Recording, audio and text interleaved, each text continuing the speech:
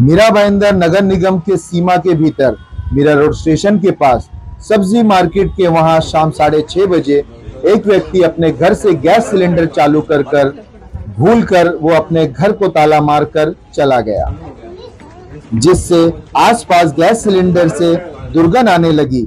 तब लोगों ने अजय साल्वी को कॉल कर बताया तो वह तुरंत वहां गए और फायर ब्रिगेड को बुलाकर दरवाजे का ताला तोड़ा। फायर विभाग ने उस घर में और आसपास के घरों में होने वाली दुर्घटनाओं को टाल दिया। एका घरामध्ये मालक या ठिकाणी बंद करून गेला होता ताला मारून, पण गॅस पूर्ण चालू होता। या व्यक्तीने बघून फटाफट त्या ठिकाणी संपर्क साधून या ठिकाणी सगळे इथे बरेच लोक झोपडपट्टी आहेत, किती लोक आहेत, 100 घर आहेत, 100 घर आहेत। पण बघा आज किती लोकांचा आज किती मोठा हस्ता वाचला। या ठिकाणी गॅस चालूच होता आणि आतापर्यंत पूर्ण गल्लीमध्ये वास येत आहे गॅसचा। जय महाराष्ट्र।